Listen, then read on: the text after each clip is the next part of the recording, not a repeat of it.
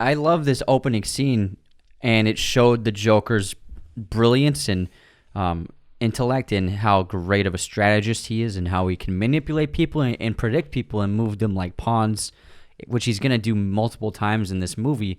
And also that iconic reveal where it's this great close-up shot of Heath Ledger's face, and they shot this entire sequence with the IMAX cameras. A lot of this film has IMAX cinematography. It was the first major film to do so much IMAX work, and the initial shot they got when they saw the dailies the next day, they saw that the image was out of focus for all the takes, so they had messed up the camera work. And so Nolan called Heath Ledger up that night and was like, "We have to schedule tomorrow. We're gonna reshoot that robbery scene for this close-up shot of you." And Heath Ledger was like, "Worried, is like, did I do something wrong? And did I mess up? Or is it my fault?" And Nolan was like, "No, it's our fault. You're out of focus. We need to redo the take so that we can get you in focus." And so they reshot it the next day in focus. They did a few takes and were happy with it. And then as they were watching all the footage, they realized that first take that was out of focus was by far the best take, so they left it in the movie. So if you watch that reveal of the Joker in The Dark Knight, it's very much out of focus image of his face. And that kind of adds to the character of this ambiguity, of this mystery of who this person is. So I think it works perfectly. Yeah, he's the best villain in the entire franchise for sure. And like you said, he's a manipulator. He's a master manipulator. And what he does is he creates doubt in characters and uncertainty, and he controls people just words and dialogue. And you'll see all the interactions he has with characters where the more that they let the Joker talk, the more manipulated they become, and the more like a puppet they become on his strings. The more they let him talk, like the scene with him and all the criminals, and then the scene with him and Batman in the interrogation room, and the scene with Harvey Dent in the hospital with the Joker. The more you let the Joker talk, the more he corrupts your mind.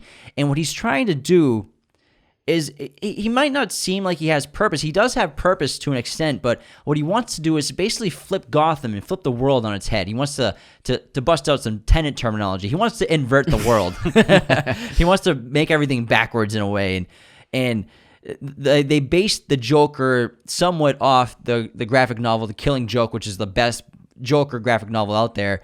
And there's this great line from that comic book where the Joker says, "All it takes is one bad day to turn the sanest man to lunacy," which is totally apparent in the entire film with his character. Especially with what he does to Harvey Dent. What makes the Joker great and what makes any villain great is that they need to have the same goal as the protagonist. They need to want the same thing, because then it creates this conflict between these two forces trying to achieve the same goal, which causes them to clash. And so both the Joker and Batman in this movie are fighting for the soul of Gotham. And like you said, the Joker's strength is his ability to turn people on their heads and turn the sanest person into a lunatic, and he's able to create chaos within the minds of people. And I think he's very similar to Anton Chigurh, where our previous podcast we talked about No Country for Old Men, and we talked about that character in terms of nobody understood him, and nobody understands the Joker in this movie. Everyone thinks that he's fueled and motivated by money and power and greed, but what they don't understand is that all he's motivated by is chaos and destruction, and all he wants is to just destroy the city and destroy people and make them turn on each other.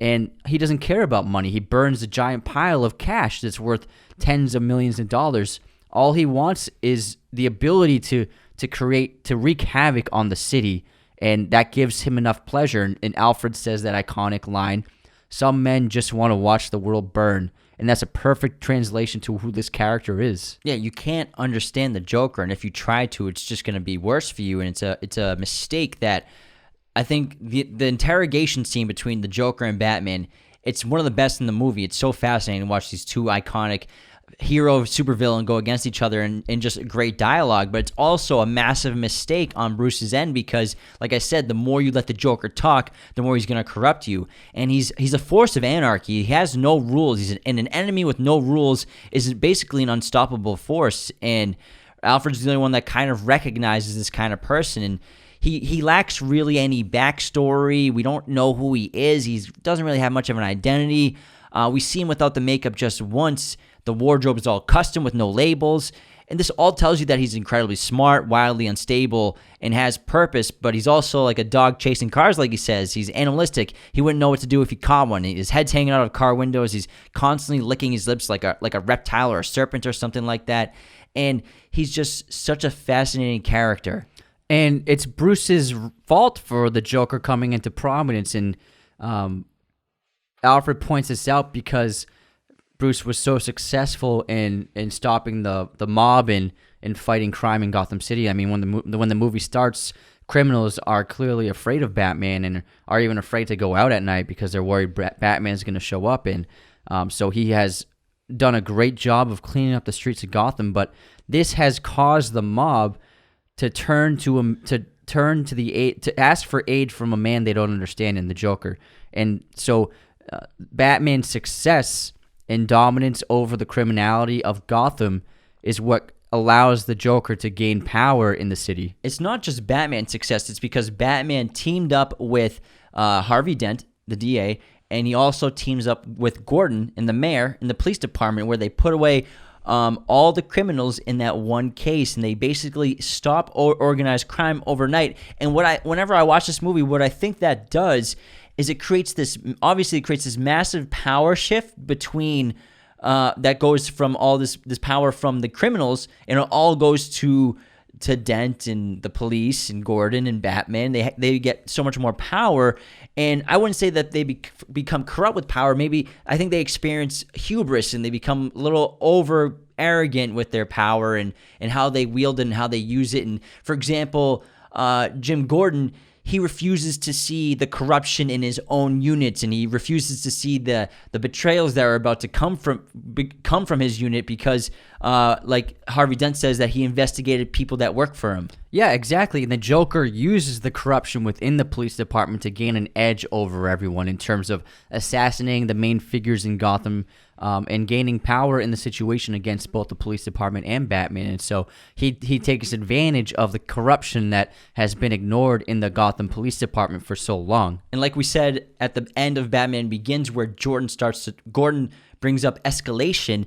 Obviously, we have escalation where the Joker, he's not the number one criminal in the city yet at the beginning of the film, but he has been created because of the Batman's escalation to organized crime. But once he puts everyone away in bars, once they all do that, that creates the ultimate escalation of letting this maniac wreak havoc on the city. Yeah, it's amazing performance. And thank you for watching Raiders of the Lost podcast. Hit that subscribe button and notification bell. Listen to the audio format of Raiders of the Lost podcast on Spotify, Apple Podcasts, Google Podcasts, and wherever you listen to podcasts. New episodes every Monday and Thursday. Support us on Patreon at patreon.com/Raiders of the Lost podcast.